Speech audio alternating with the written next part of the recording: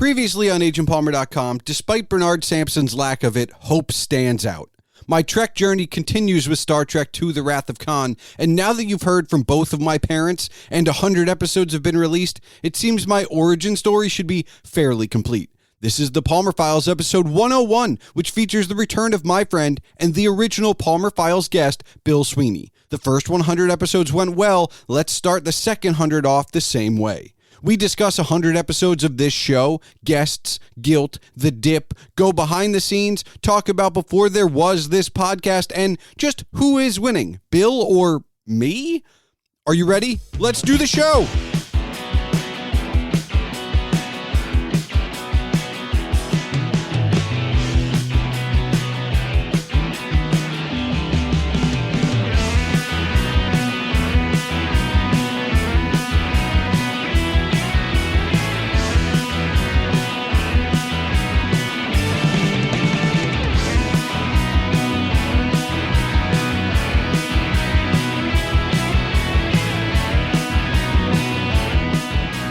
Hello and welcome to the Palmer Files. I'm your host, Jason Stershik, also known as Agent Palmer, and on this 101st episode is the return of the original guest and now the first four-timer, Bill Sweeney.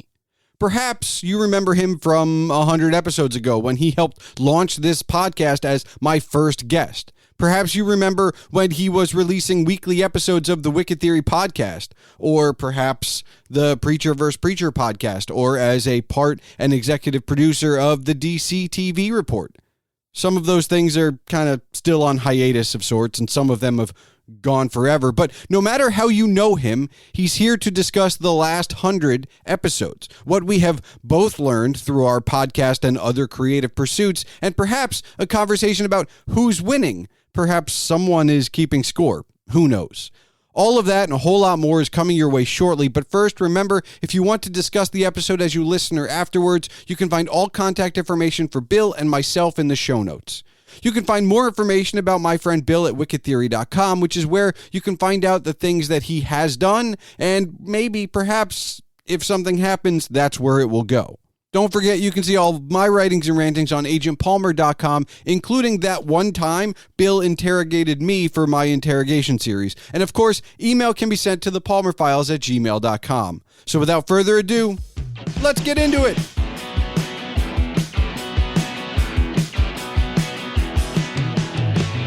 Palmer.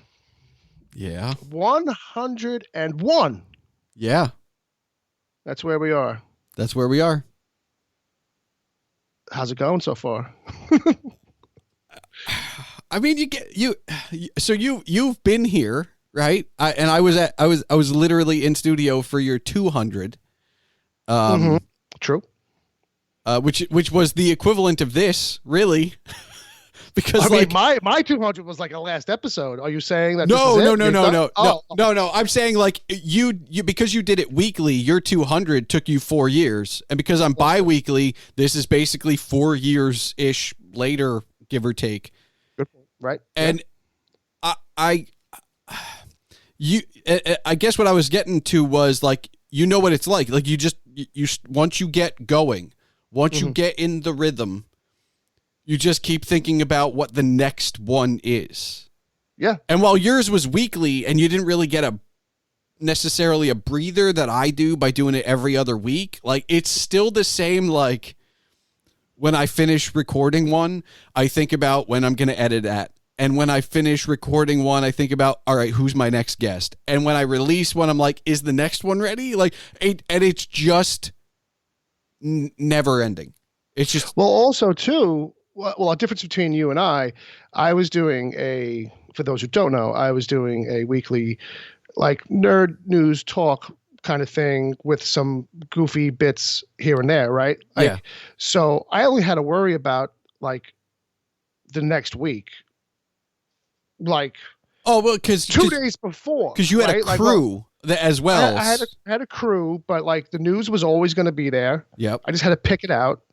And coming up with some kind of funny thing to do or two was like all I had to worry about. Also, but I only had to really, at a certain point, I only had to really worry about that a couple of days leading up to it, or you would help me generate ideas too. But my point being that like you, though, aren't just working on the one episode. Oh, no. That one time, as you just made it kind of sound. Well, you're also kind of kicking around in your head, 3 episodes or more ahead, right? Because you're trying to line up guests, you're trying to find guests, and then once you do lock them in, you're trying to think about them ahead of time. Also, your schedule for certain episodes, like you'll record special episodes sometimes and hold them and put them in. So like, no. Like, so mechanically for the show, I think you're doing a little bit more than I was doing. So yeah. Like, I mean, I will say, like, carry different kind of baggage that I was carrying. I mean, as we're recording tonight, like, I have an episode that will release after this that I'm finally starting to time things in tune with my blog. So there's something I recorded that I'm waiting for a post to drop before I can release that episode.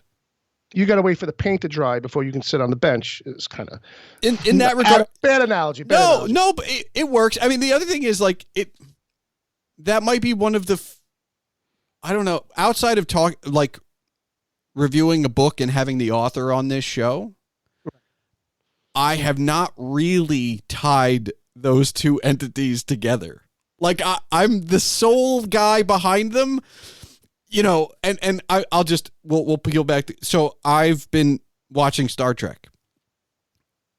I have finished.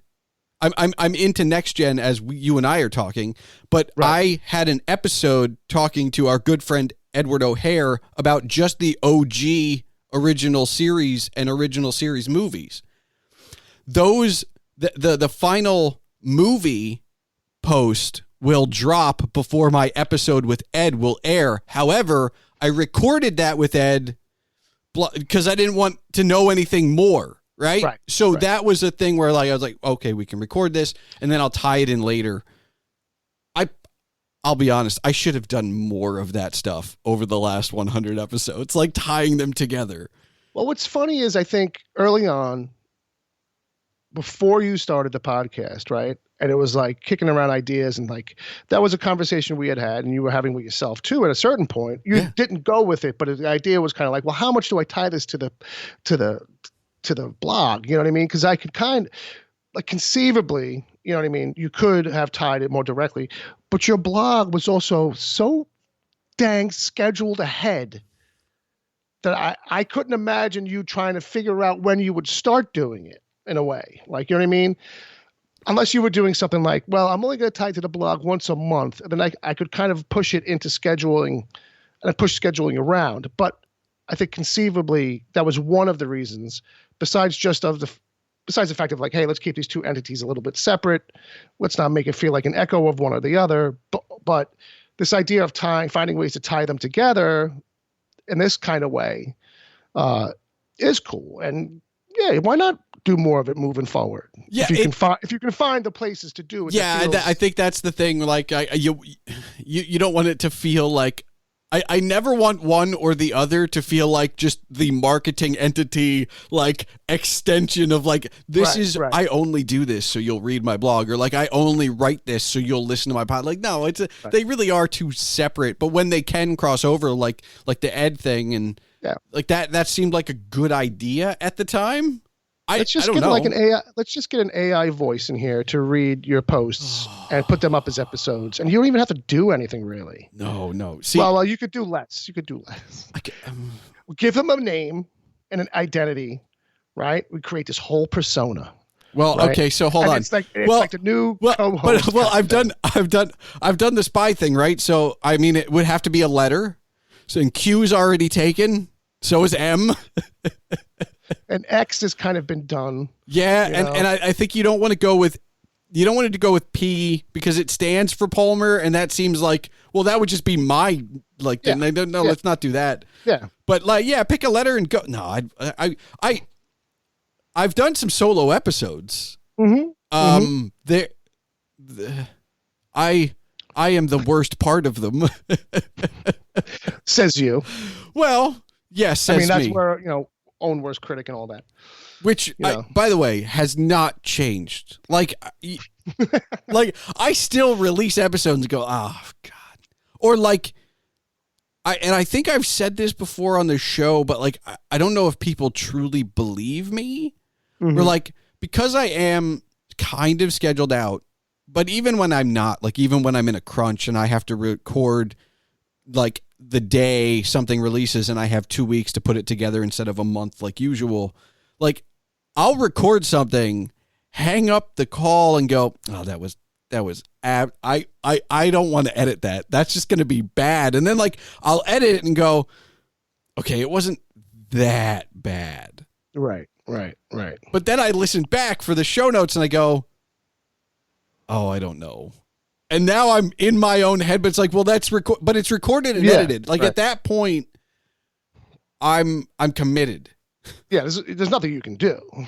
From the moment you get off the phone with the guest, it is what it is. It's and it's just, I don't know. And editing is not going to really save the things that you're probably most self-conscious about, because like editing, you edit for time, you edit for noises and maybe some sneezes or what have you, but like the things that are going to kill you, my own worst enemy is like, my voice or the way I asked the question. It's every time it's why didn't I ask that question? Like why is that question? Or like, oh, that's a funny thing you didn't say. What were you what? But that's another, but this is another, but you're right though. But that's probably a good skill though, right? Because that's your brain now in an off mode, right? Because it's the same thing as being like, oh, why didn't I say this in the argument to my boss or to my girlfriend, right? Like I should, or whoever, I should have said this, and this. You know what I mean? It's that same muscle, right? Like kind of thing where it's like, yeah, and I get to do it. You're also operating in a different headspace. And every other week, I get to critique myself to be like, oh, what kind of a moron am I? He's telling me about his dog. I never asked him the dog's name. Like, you know what I mean? Like, exactly, right? Like, how did we go through a 5-minute conversation about a dog he had, and I never found out it was named Fitzy? I will say though, it's fun, because I told a friend that I was going to have you on for 101. I was like, I'm just going to have Bill. I'm going to run it back. Bill was on for episode 1. He's coming back for 101.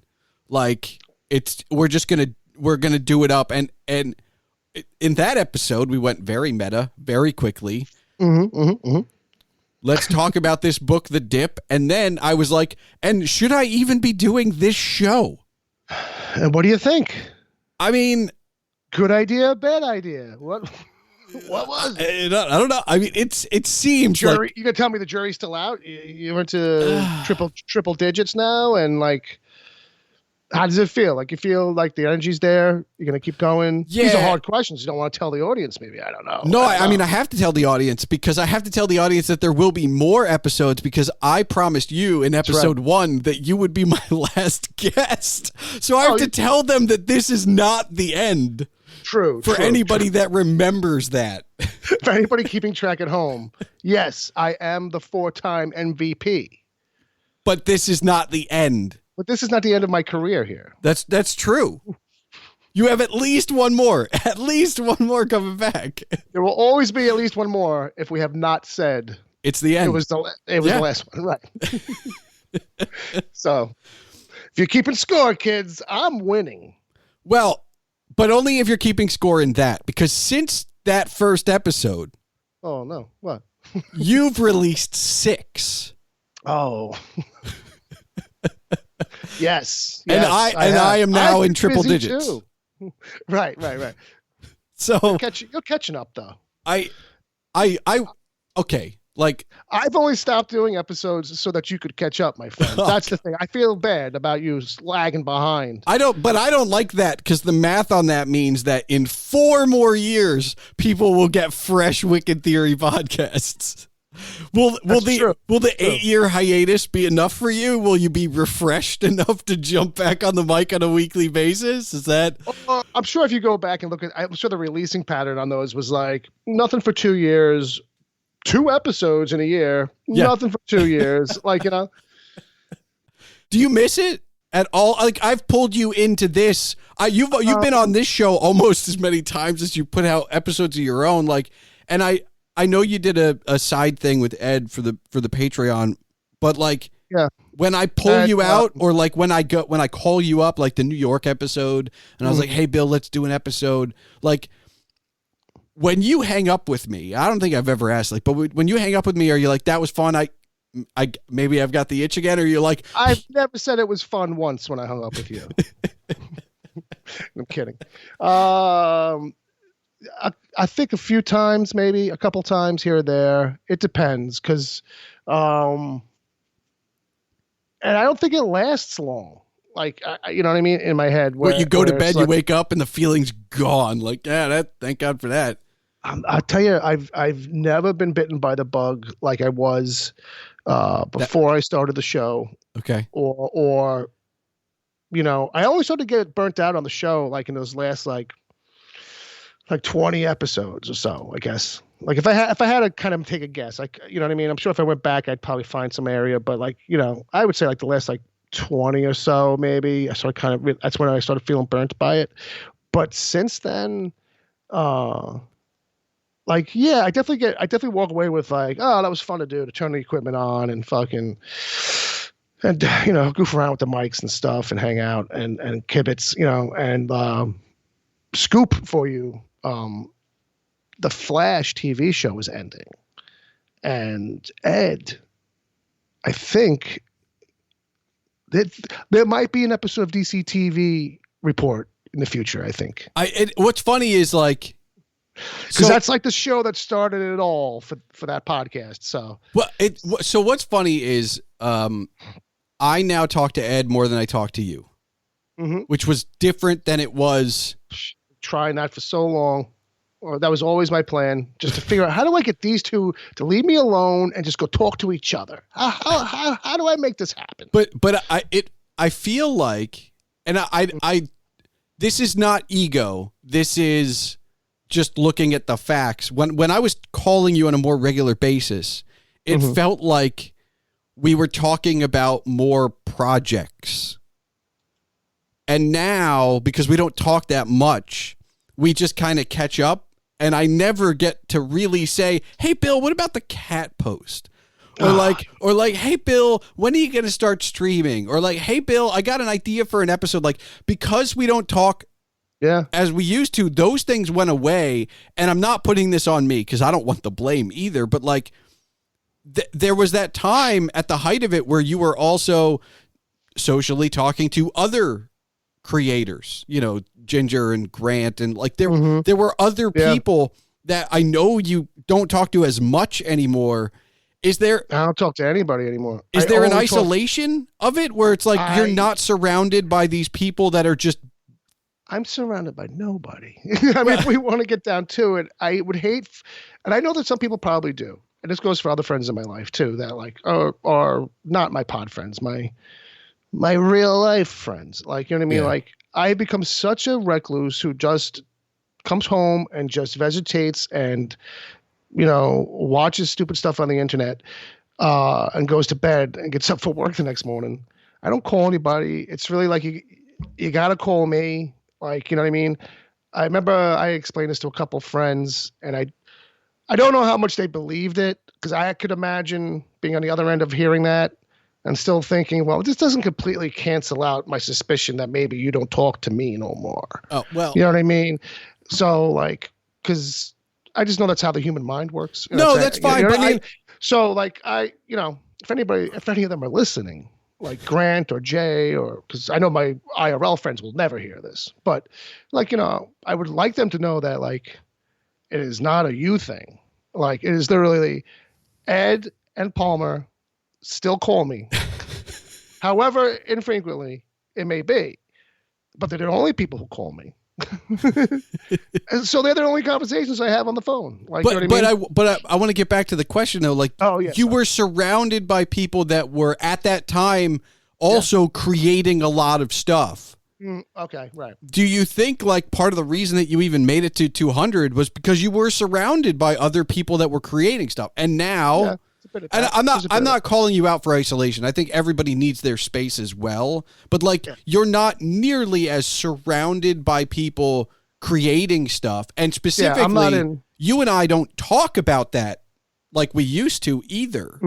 Because we used to bounce ideas for the show or whatever all the time. Do you think if that's, I mean, it's such a hypothetical, but like if we started that back up again, would it click, maybe not kickstart like a weekly thing, but would it kick you back into maybe holding on to I want to create something more? Oh, wait a minute. Are you asking me if I start making something? No, I'm saying like if you and I started having more regular conversations about creating something, would it kickstart everything? It might. I mean, I don't know, but because I just look at it like your isolation from those creators happened at the same time you stopped creating, and it's really hard not to draw that parallel. Like I know it could be any number of other things, but like that parallel I am definitely like a reactive creator where historically the more I was in the pocket of headspace of other people creating podcasts or me watching painters and artists and reading comics or me reading books like would lead me to wanting to make a podcast or write or draw, like, you know what I mean? Those are my creative outlets. Right. And I haven't been doing any of that. Okay. I don't feel, and here's another thing, I don't really feel guilty when people ask me, hey, you still doing the podcast? Because I get those questions from people who never listened. So why would they know if I was doing it or not? And it's like, haven't done it in a long time, actually. I mean, I think but the listeners would be the ones who'd be like, when are you coming back? Not, are you still doing it? Dead giveaway for hasn't ever listened. Like, yeah, exactly. Is your show still on the air? Right, exactly. You know, you still doing that? No, okay. But like, those things. So being in the pocket of a thing or having it in my headspace historically has done that. But like I said, like I just haven't been like doing anything creative. And even up until like maybe like a year ago, I was still getting like writing ideas that would make me open up a Google Doc and I'd punch up a paragraph or a page because I kind of had like an idea. So it's like, oh, what would the first page of that book be like? Okay, let's write that. Fucking old rusty Camaro, fucking ripping up the streets at night. Okay, what's going on? You know what I mean? That kind of thing, you know? But just dry spell city, and no general guilt about it. I'm getting so comfortable in not doing anything that like even the other day I was talking to somebody and I was like, I'm wondering when I'm going to start to feel like shit for not making stuff, because that used to happen a lot too, where like if I was going through spells where I wasn't like, certainly before the podcast too, because the podcast ended up kind of becoming the outlet for a long time. But before the podcast, it was like, man, like if I wasn't like kind of writing or kind of doing some art and I would be thinking about it, I would feel like it is missing from my life, or fuck, I should be doing that more. Like, you know what I mean? This kind of thing. And now when I think about it, it's like, man, I'm like, the guy who asked me about the podcast only kind of asked me that because he knows that that's my bag, like kind of in a way. He knows it's like, oh, I'm a creative guy. So like, his next question after we talked about the podcast was like, "You been drawing? You do any painting?" You know what I mean? And I'm like, "Oh my god, stop with the Inquisition and the guilt tripping, man." Well, yeah, I'm a shitty do nothing. Leave me alone. Like it's like I don't even know if it's procrastination or just kind of I've gotten too comfortable. You know? Is this your longest dry spell? Because I'm sure you've had other dry spells. Quite possibly. Okay. Certainly for like. In the aspect where I'm like doing nothing, you know what I mean? Yeah. But like, cause with art, it depends on how you want to talk about it. Like I have paper at work, a clipboard that has like paper on it that has like my doodles from when I'll just doodle at work, cause I have like 5 minutes, or, I'll start a drawing kind of a thing, like a little character thing. And then like, I can kind of chip away at it, fucking, whenever, however, over weeks, like kind of a thing. So it sits there, like, you know what I mean? Okay. So it's like, what do you count as art? But like my whole art setup, my table, my art supplies, and all that shit, that stuff has been untouched in my apartment since I moved in. Like, I haven't painted anything in the longest time. Sculpture? Because I remember you, like, that was the thing that, like, I don't know if I ever told you this, but, like, I was most upset that you, when you showed me what you were doing with sculptures and, like, just random pieces of junk, that you hadn't ever touched it. Like, because that was something you were like, oh, hey, this is something I did way back when. Yeah. And it looks cool. And then you're like, yeah, but like I kind of collect a few pieces. Like here's a few bolts I might use once, but I just don't create that anymore. And the funny thing is that that's the stuff like I like the most, that I'm the most proud of. And like what's great about it is it's kind of like there's a certain amount of like, all right, there's some planning that goes on, but it can be a very random kind of thing, right? Because I'm using all these small junky pieces from things I've taken apart and just gluing them onto an object. You know what I mean? So it's like, sure, some of them should look like it makes sense what they're doing, but I'm not like going not all of it is going crazy with layout. So the random creativeness is kind of cool, right? Like, you know, just assembling and cutting some stuff here or there, gluing shit, like, you know, so it's got a great mindless quality to some of it, like as opposed to like other paintings or drawings where maybe if it's not abstract, you are actually thinking about what you're doing, you know? So, but I forget, I lost my track on that a little bit, but the sin of it all is that like, I do have a lot of those nuts and bolts. Like I do have a lot of that junk. I have like totes of that shit. Like, and I think about it all the time in the aspect of, I should be making stuff so just like I can get rid of it. Well, I was going to say, like, is it so like I don't have this crap that I got to worry about moving one day, or somebody else if I die, you know what I mean, has to fucking like, what do we do with all this shit? Please throw it out. Like, you know, like if it's not a finished piece of art, just fucking throw it away. So there's not a part of so you don't really think about like, oh, I should like, so the reminder is, oh, I have all this stuff. The reminder is not, oh, I should do something with it. I'm at a point now because like I kind of had like an eye for that kind of junk stuff, right? Like, oh, I'd find something in the street, or like at work, I'd find some nuts and bolts somewhere, or I'd find some weird fucking metal doodad, you know, but like would be like intrinsically cool to me because I could see it being like a focal point or something. And I used to grab that shit, put it in my pocket, take it home. And nowadays I'm starting to see that shit and be like, oh, like that would be a cool. And I'm like, I'm never going to do nothing with it. I'm at that point now where it's like, I'm starting to just like, be real. That voice is now crept in where it's just like, you're not going to do it. And it's like, fuck. I mean, do you think it just takes one? Like just one, just like build, like just, you know, tomorrow, do the thing. Like, and then like, cause I feel like at this point you've reached this thing where it's like, all right, build one tomorrow. And then A, you're going to love it. Or B, you're going to be like, all right, time to get rid of all that shit. There's C, I might start it again and never fucking finish it. Like it might just sit on the table like a lot of projects would. You know what I mean? But that was also the process with that stuff too. It was like, oh, I'm not doing this for my career. So there'd be like no rush. And it's not like a painting where I got to worry about like, you know, something drying or something like that. Yeah. But like, you know, this mechanical stuff, it's assemblage. You know what I mean? So it's like, if I don't get to it for 5 days, I don't get to it for 5 days. So that's why when some people would ask me, oh, how long, that looks intricate. How long did something like that take you? I have like no clue. You're like 5 years. Like, yeah, I'm like, I don't know, man. Like all I know is there's a date on the back. Like, that's like, you know, that's when I finished it. You know what I mean?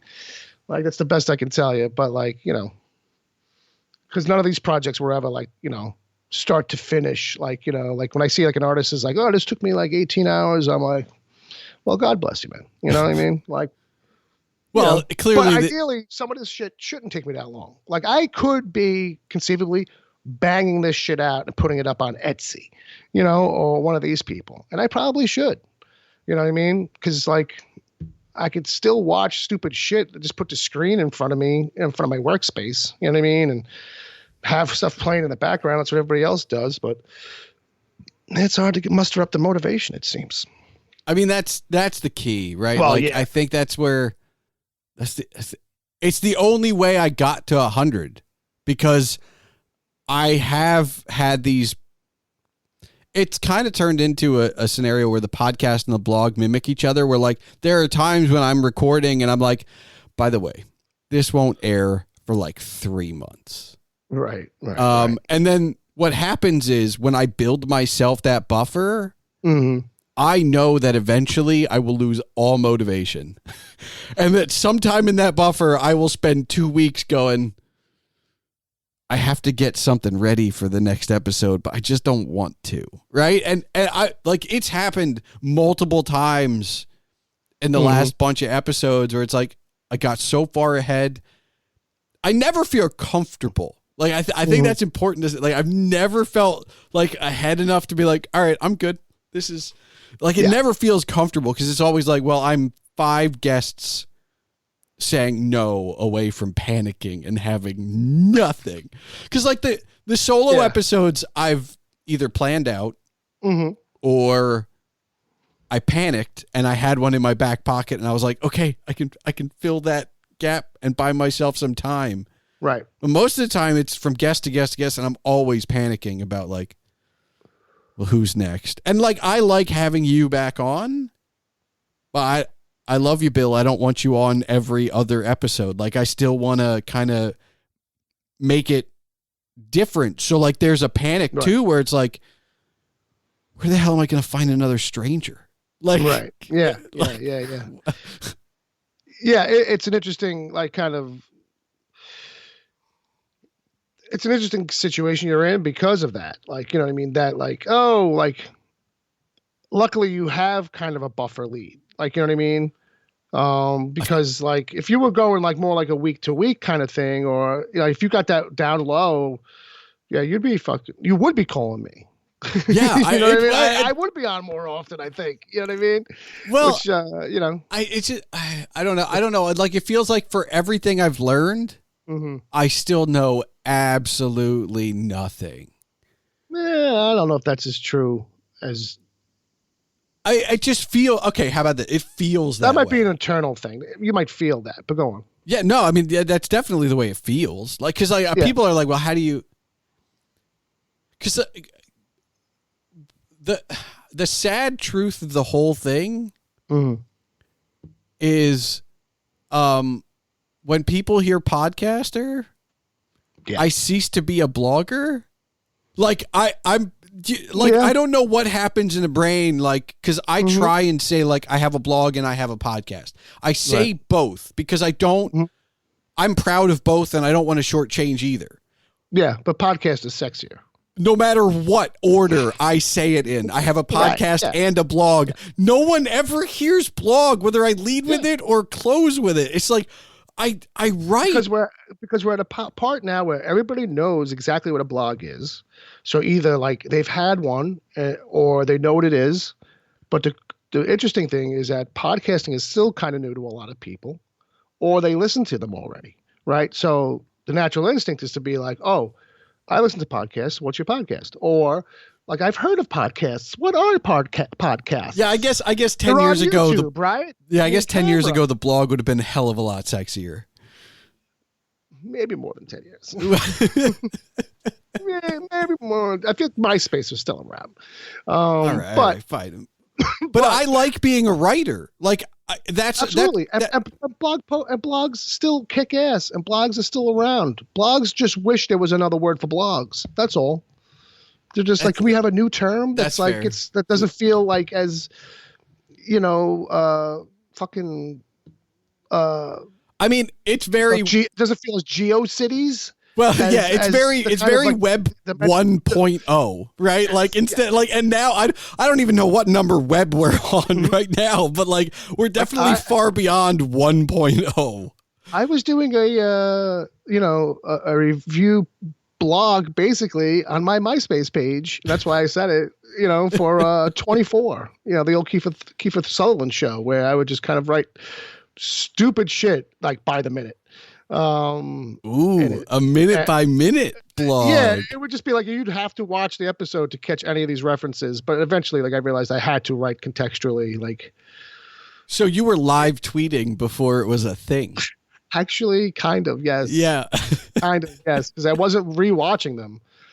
I was kind of like jamming notes and then like crunching stuff during commercial breaks. But just to say that, like, yeah, blogs have got some time on them, and I think that it's been demystified for a lot of people. Like, you know what I mean? Yeah, I don't know. So when you name them, to bring it back around, so when you rattle these things off to people, like, sorry, I know that you're probably in a lot of ways as equally, if not more, proud of the work you've done on your blog. Oh yeah. Yeah, you know what I mean? Yeah. Because that's what I know about you that people may not realize, that like despite the success or what's going on here with the podcast, like your baby is the blog. Yeah, it's still like this is your stepchild, but that's your baby. It's what's funny is like even still like from the moment I kick off that first episode, previously on agentpalmer.com, I lead with the last 2 blog posts I've written, and yet still everybody's like, "Oh, you're a podcaster." The first thing I say on every episode is what I just wrote. And everybody's like, "Oh, I wonder what he's talking about this time around." It's like, I wrote the thing. Are you catching the point, people? Like, this is actually a promo for the blog right here. This is not just something I'm making up, you know, which would be cooler. It might be. If you didn't have a blog, but you were saying that there were blog posts. Ooh, that would be that actually didn't exist. That's too meta for me. I don't think I could. You should do a contest. You should do a contest where just start sneaking in blog posts I didn't write in that beginning. Basically, but what you do is you just reveal, like, you know, like in episode 150. All right, folks, for the last several episodes, I've been rattling off blog posts that do not exist. How many episodes have I been doing that for? Like, you know what I mean? So they, you know, they'd have to do some work. You know what I mean? But yeah, that's fair. Turns out you're only doing it for like the last like 3 or 4 or 5 or something.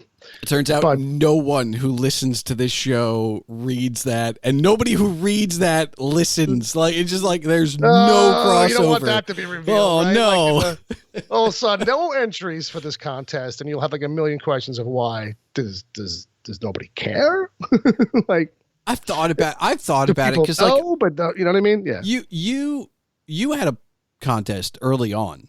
Like, was it the first 10 episodes where you hid the number? Was it the first 10 or 5? I know. Yes, I think it was the first 10. Okay, and it was kind of eye opening because, like, we're all in at that time. We were as indie as we got. You started from 0. It's not like you're a celebrity already. You started from 0, and you're like, did I do that for Wicked Theory? Yeah. I did, right? Yeah. I know I did it for Preacher vs. Preacher. You did it for Wicked Theory because Wicked Theory, Steph won the Wicked Theory one, which is how she bought her Preacher books, which is how I know that. Right. Okay. I'm sorry. I derailed your point, but no, yeah. But like that lives in my head because I'm like, Bill had no audience when he started a contest. Yeah. Like, and he did it. Yeah. And it's like, I don't know. Like, there's a part of me that's like, well, if I ran a contest, right? Should I do it for the podcast or the blog? Because I wouldn't want to force people to tie it together. Because that's like, it is asking a lot for somebody who's willing to read 5 minutes of a blog versus listening to an hour of a podcast like that. I know there is some overlap, but that seems like a lot. Yeah, I think it would depend on how you structured it. Because I think there are ways you could probably do that where it wouldn't feel like you wouldn't be asking them for too much heavy lifting. You know what I mean? You make it something simple like, okay, just, you know, in one of my recent posts, like there's a picture, you know what I mean, that doesn't belong. You know what I mean? And so it's like, you know, whatever your last 3 posts are, one of them has a random picture of a donkey for no reason whatsoever. Like, you know what I mean? Or is there something that feels like, well, this is all about Star Trek. Why is there a picture of like, Chef Boyardee? Like, you know what I mean? Or something, something relatively simple. I think it depends on how much hoops, quote unquote, like you're asking them to jump through. Well, that, and the other thing is like, I've done it. It feels like I've grown. If you did to me, it feels like if you did do a contest, like one of them was asking you to check out the other one somehow. Yeah, it's very weird because like I feel like everybody wants to grow their audience, but I feel like I've found my audience, and I don't like. You don't want to ask them for like. I'm just happy they listen or that they read or whichever part of or the few people that do both. Like I'm just. If you were going to do that kind of thing, like a giveaway type thing or contest, you would do it some other way. It would just be like, first person to email me with the correct answer to this thing gets it. Like, you know what I mean? Or something. Yeah, I don't. Like it would be straightforward. It wouldn't be like hoops. I also don't feel like. That's your bag. Like that's what you do. Yeah, it seemed. Yeah, it doesn't. I'm not. I use you as an example because you didn't know anything. Like I'm not picking on you, but like you were just trying stuff, and I feel like I still am. Yeah. So I mean I could, but like I feel like I got a decent rhythm. And at the very least enough of one to weather the lack of motivation, because I know you're going through a years long slump at this point, Bill, but like I have gone through like, oh, thank God I had written a few posts ahead. Like, like that still happens. I feel like, maybe I need to talk about it more because like people see like, oh, weekly. And then every 2 weeks a podcast comes out, but like, it's not nearly as easy as it looks. And there are times when it's like, it's not that life happens. You know what I mean? It's not that like I went on a vacation and I just couldn't write. It's sometimes like I'm just home and have no motivation. Like, I have no desire for it. It's gone. Yeah. Like I'm watching this thing that I should probably write about. Yeah. Well, you know what it is too? It's like, well, there's a certain amount of it where it's like, you're at your own discretion with it, right? Because this isn't our bread and butter. Yeah. So I think that would obviously drastically change things. Oh, like, you know what I mean? Like there's a reason why Stephen King writes every day from 10 o'clock till fucking 1 o'clock. Like, you know what I mean? And that's it. He's figured out his system, his pattern, but he has to write every day. Like, you know what I mean? Because he's become that machine also, don't get me wrong, internally, like, you know what I mean? He quote unquote has to write. Oh, yeah. But if you were trying to be this for your career, you know what I mean? I think it would be a different thing. You've had no intentions, generally speaking, to make this your breadwinner. No, yeah, it's so like right now your approach to it's very different. It's still too much fun. Yeah, and I definitely there is zero pressure on you, except whatever you have internally. Yeah, like it's not like okay, I got to get these episodes out. I got to do this. I got to keep this machine rolling. I got to make sure that I'm working my fucking, all my my promotion and my algorithm manipulation and my Google senses and my, this isn't that kind of machine. This is, to a different degree, this is a bit more of a passion project kind of a thing, where it's like, it is what it is. Whatever terms of success there are, high, low, middle, indifferent, it's all good. Because it's like, I just want to enjoy what I'm doing and I'm cool with it being just that.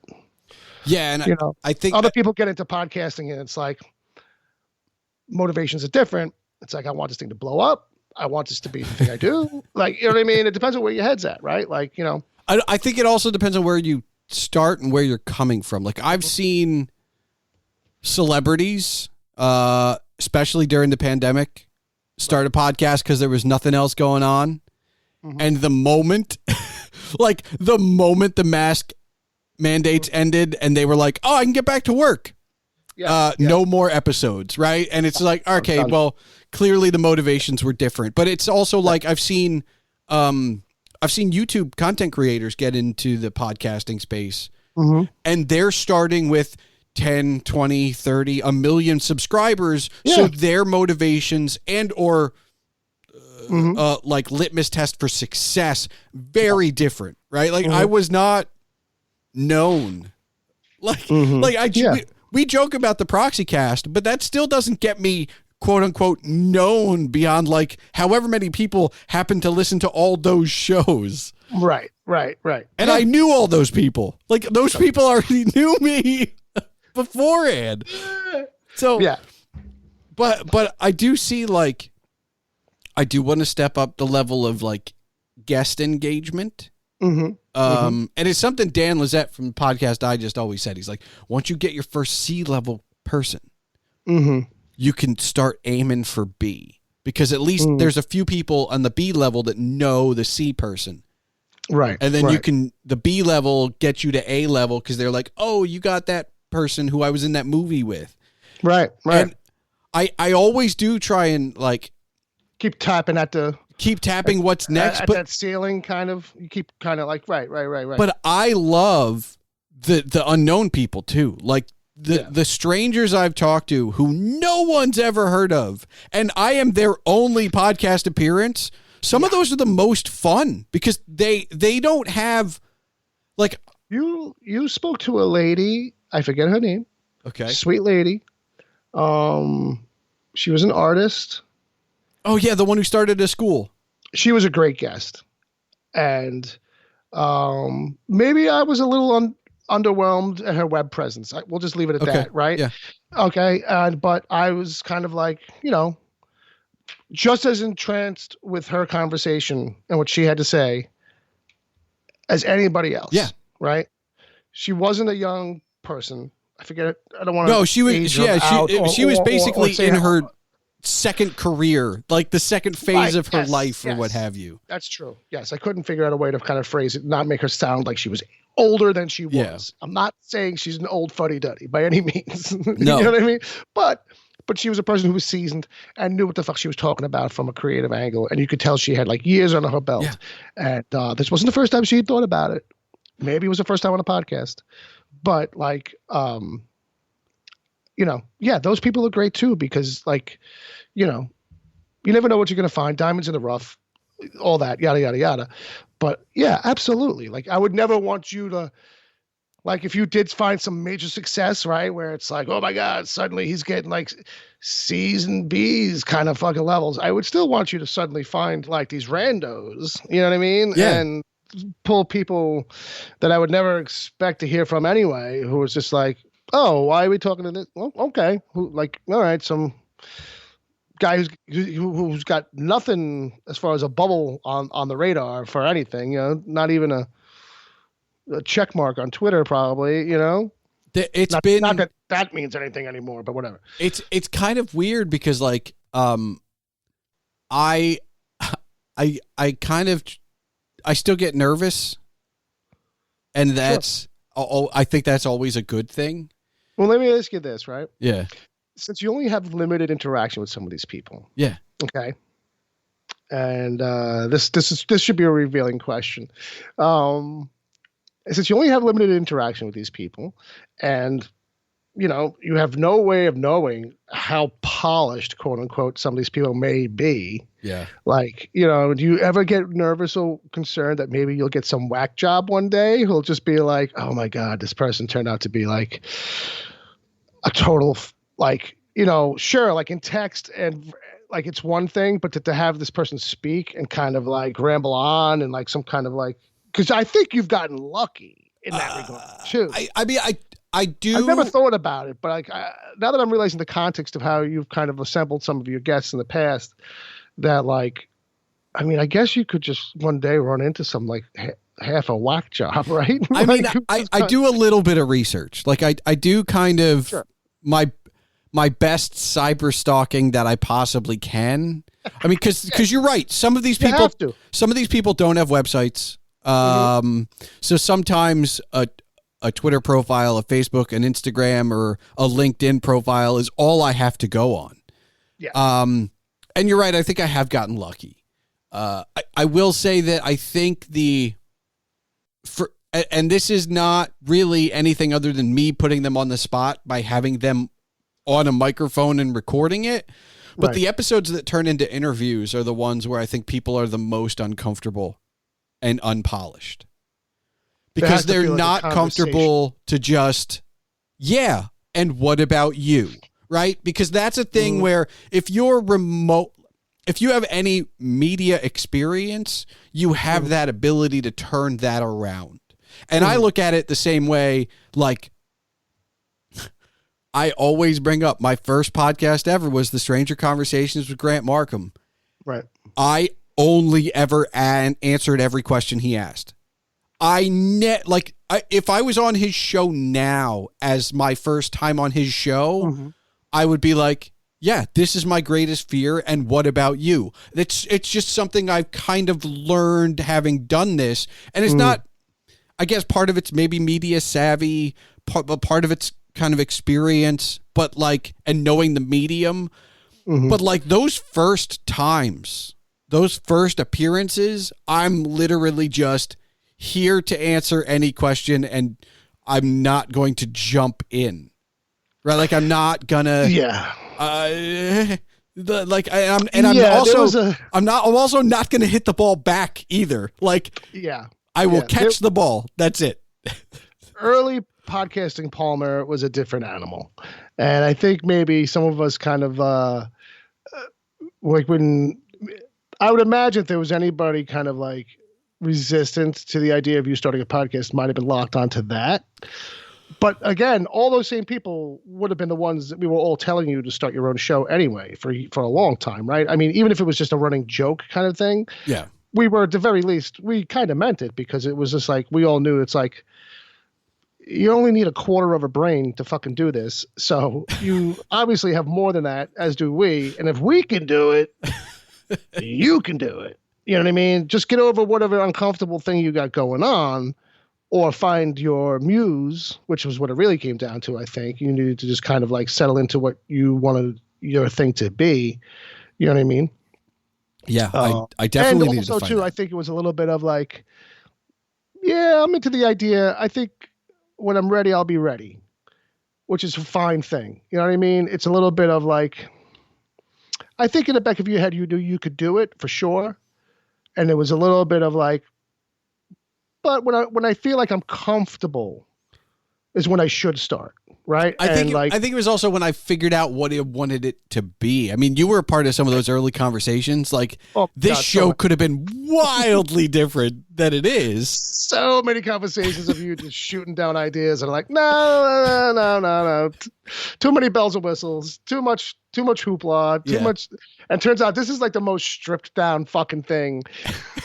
Like compared to some of those ideas that weren't even that crazy, but just like they had too much of a setup and too much of a structure or like this kind of like segments or something. And for you, it was just turned into like, I just want to talk to people, man.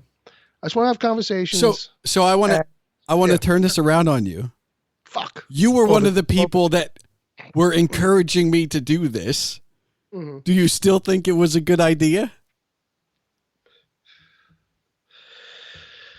I mean, I guess.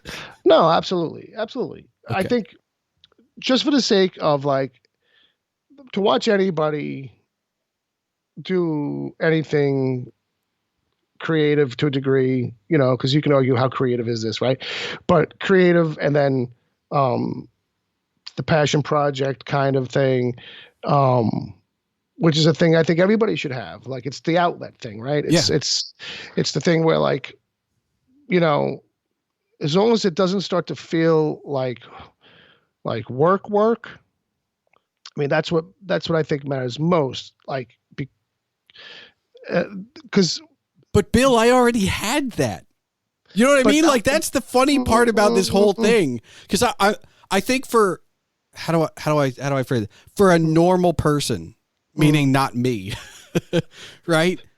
What you had said about like having a creative outlet is great. But when you and the rest were like, hey, Palmer, you should do this podcast.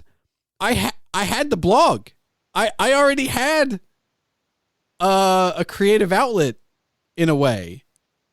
And even if you ignore the like getting my ideas on your show, I still had a way to kind of be creative. I didn't need this. Or did I? I don't know. Like, I guess that's a... Well, that's the thing I think that now you could answer. Like, did this end up filling any kind of creative hole that you didn't know you had? I think the only hole this filled creatively was I was able to do things on this show, or specifically have people on this show that I couldn't pitch to you or any of the other shows. Like, I think I had been coming to you for at least a year with like authors who like reached out to me after I reviewed a thing that were like, I'd love to be on the podcast or a podcast. And I was like, and this is not against you. It's like, Bill's not going to read your thing. Like they're going to have no context for who you are. Yeah. And unless I start my own. Yeah. And I was just afraid of the train wreck aspect of our show, kind of like, I'm not. It made me nervous about like doing things with other people sometimes. But I think that's like, the one place where it was like, that's the one place, because I did hear from people like independent authors where they're like, thanks for reviewing my book. Yeah. Then like they'd follow my feed and they'd be like, if you can get me on a podcast. Okay. Like, well, right. I can't. Yeah, I wish I could, but these guys don't really do that. Yeah. And then it wasn't until, and I most of those authors have been on this show already, because I started those relationships well before this. Sure. And so it kind of worked out. That's good. But I think that's probably the only one. Otherwise. Yeah, but that's also like a retrospective, I think, thing, like after you do it, right? Because it's like, like you didn't know, when I talked about like, did this fill a hole that you didn't know you had, but that's only in retrospect do you realize that it's probably just having the conversations. It's not like about being creatively, like you're making a thing here. Like, this is, like it's like taking on a whole nother blog for you in a way. Like, you know what I mean? It's like saying, okay, I want to do another blog, or I want to do this other time consuming thing. But don't get me started, Bill. I keep talking about video. What do you mean? Oh, bringing video to the equation. No, not bringing, like doing video, like just doing video essays. Like I keep. Oh, that's right. You did mention my brain is now looking at another medium in a different way, where it's like, I should just stop thinking. Or start doing.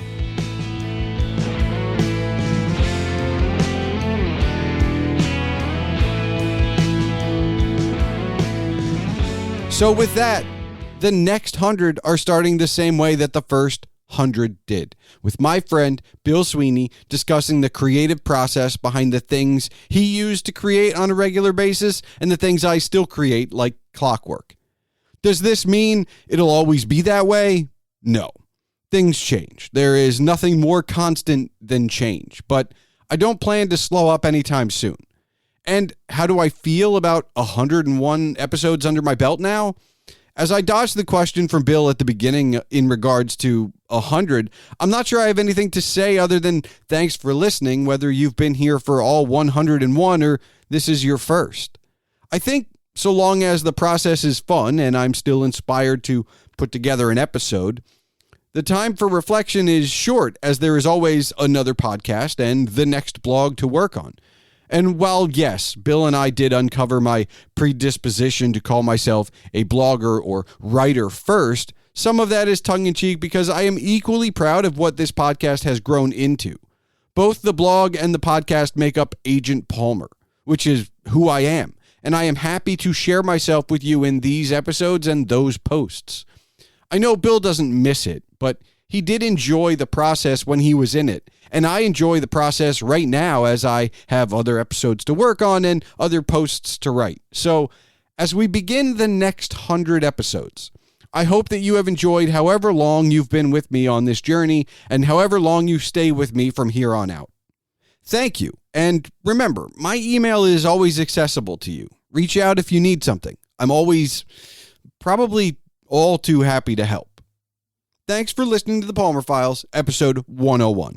And now for the official business. The Palmer Files releases every 2 weeks on Tuesdays. If you're still listening, I encourage you to join the discussion. You can find all related ways to contact myself and my guest Bill Sweeney in the show notes. There you can find links to visit wickedtheory.com to see what Bill has been up to, which also includes his executive producership role at the DCTV report. The music for this episode was provided by Henno Heiter.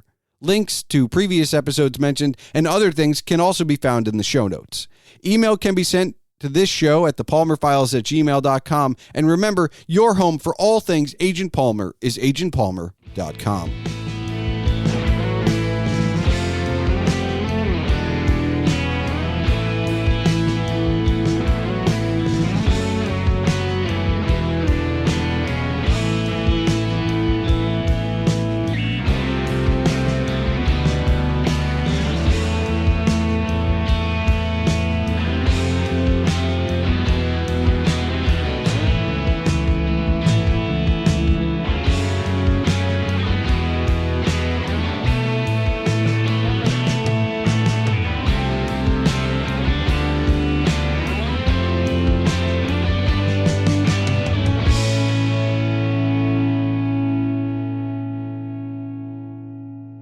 All right, Bill.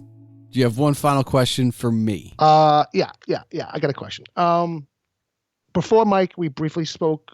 Because we were talking about what we're going to talk about. Yeah. And I was like, I could talk about AI. You know what I mean? And you were like, well, I'm sure we both have the same opinion, basically. Not a fan, generally speaking. Not a fan. Certainly not in the way that it's going right now with the creative outlets kind of being it being used in those creative outlets. Anyway, but if there's any one celebrity voice that you could use to like any part of your show, like what voice, and then where in the show, and like how would you use it if you were like kind of like using it to do something that you already do? So maybe like the cold open. Right. Cold open or the wrap up or both. You know what I mean? Instead of like your voice doing the intro and outro, or the open tag, the very cold open tag. Yeah, I think it would just be that cold open like previously on. And I feel like any voice. Like alive or dead. I guess, like, yeah. I mean, if it's a voice that would be known, of course. I mean, you can say Abraham Lincoln, but outside of a movie, we don't really know what he sounded like. I feel like, oh man. So there's a couple of things. The first is I want it to be different than mine. Sure. So immediately I'm going across the pond. Oh, okay. You mean just an accent? Yeah. Gotcha. Sure. Different accent. And so I watch a lot of British panel shows.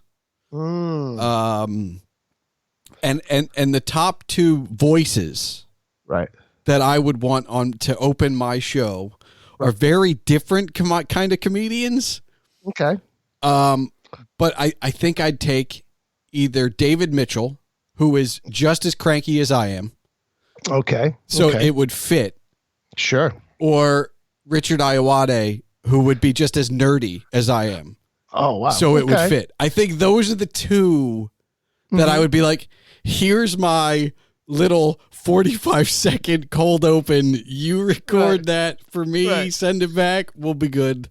Perfect. On that note, I would suggest what's the name of the guy who hosts Taskmaster? Oh, Greg Davies. Greg Davies. I would assume, but he's got to be just as snide and snippy and fast talking as he is when he's like reading off those one-liners and shit. Like, you know what I mean? Not happy Greg Davies, but like stern. But stern, but like, you know, very dismissive. Like, you know, like my bit. You know what I mean? My whole kind of shtick. You know what I mean? Like, I tend to feel like when I watch that show, because that's like the only one I kind of watch. You know what I mean? Is that like, I could do this show if they brought it to the States. Like, I sit there and I think that in the back of my head. Oh, that crappy version they tried to make here that didn't work. I could have done it. But who would have been your right-hand man, Bill? Well, if I can't have you, and that might be because they think you look too much like the guy who hosts it, but you have much better teeth.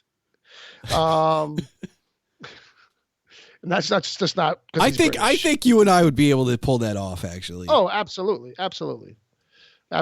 Yeah. You might laugh too much though at my jokes. I could probably play the straight man if I like the stoic straight man, I guess, because that's what you're looking for, right? You're looking to beat the hell out of me and then have me get one zip in every episode, because that's basically the bit, right? Like, yeah, that's the bit. Yeah. He gets his barbs in, but he's relatively unaffected. Problem is somebody's gonna have to write those barbs for me. Oh, they're writing that shit for those guys, so don't worry. But then when you find out that other guy, he's actually the creator of the show. Yeah, he's the creator of the show. Like the main guy, actually. And the whole time he's getting crap all the time.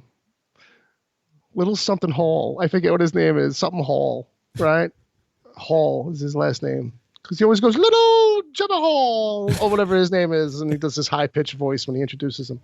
But yeah, it doesn't have to be that snarky. Or if I got to bring somebody who's dead, Orson Welles, like Unicron Orson Welles. Last days on his deathbed. Oh God! Fucking previously on the Agent Palmer file. Yes. It's like, is that like a voice changer? What's going on? Just give him some a lot of reverb. Like just give me Unicron. I want Unicron. Yeah, I want that slight kind of digitized thing they did to all the Transformer voices on the cartoon. You know, it sounds like, is this a tin can? Like, what are they doing? What's this effect? You know,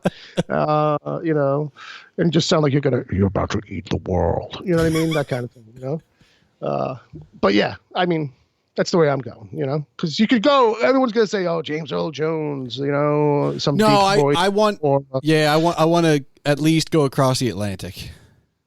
Yeah. And that makes sense for me knowing you, because you watch fucking tons of panel shows. So all right, that fits. Yeah.